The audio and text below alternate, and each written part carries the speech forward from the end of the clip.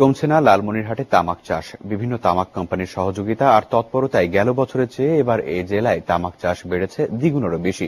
এসব কোম্পানির ফাঁদে পড়ে কৃষকেরা তামাক চাষে ঝুঁকে পড়ায় একদিকে নষ্ট হচ্ছে জমির উর্বরতা শক্তি, অন্যদিকে কৃষক ও তার পরিবারের সদস্যরা পড়ছেন স্বাস্থ্য হুমকিতে।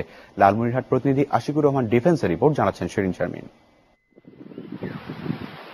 সরকারি হিসেবে গেল বছর লালমনিরহাটে তামাক চাষ হয় 10,150 হেক্টর জমিতে, আর এবছর হয়েছে 11,385 হেক্টর জমিতে। কিন্তু স্থানীয়দের দাবি এবার 25,000 হেক্টরের বেশি জমিতে তামাক চাষ হয়েছে। তারা বলছেন কয়েক বছর ধরেই ধান, আলু ও ভুট্টা চাষে লোকসান গুনছে কৃষকেরা। আর এই সুযোগে বিনা সুদে ঋণ ও বিভিন্ন উপকরণ দিয়ে তামাক চাষে কৃষকদের উৎসাহ দিচ্ছে তামাক কোম্পানিগুলো। সার, ঔষধ সাপোর্ট পাই আমরা এখানে। তাছাড়া মনে করেন দেখাশোনা করে খরচপাতি যাহা আছে সম্পূর্ণ বহন করে, ইয়েতে লাভ বেশি পাই আমরা। বিকল্প কোনো আবাদ আমরা পাইনি, তামাকটা বরাবরই করে আসতেছি, এতে কিছু লাভজনক হয়। আবাদ করাই না যে দেখা যায় যে তামাকের ভিতরে বর্তমান লাভবান বেশি।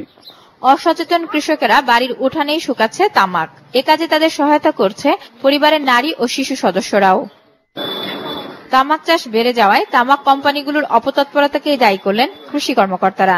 কৃষকদেরকে উদ্বুদ্ধ করার জন্য তারা নানা কৌশল ব্যবহার করে। একাধারে যেমন ট্রেনিং দেয়, একাধারে ঋণ দেয়, আবার তারা কিনে নেওয়ার জন্য তারা প্রক্রিয়া করে। এইসব কারণে এই সুযোগগুলো যারা কিছু হাতের কাছে পাওয়ার জন্য আবাদটা তারা পাচ্ছে। তামাক উৎপাদনে জমি উর্বরতা কমে অনেক বেশি। সরকারিভাবে এখনই উদ্যোগ না নিলে লালমনিরহাটে কৃষিখাতে নেমে আসতে পারে চরম বিপর্যয়, এমনটাই শঙ্কা সচেতন মহলের। SATV news desk. এসএটিভি সংবাদে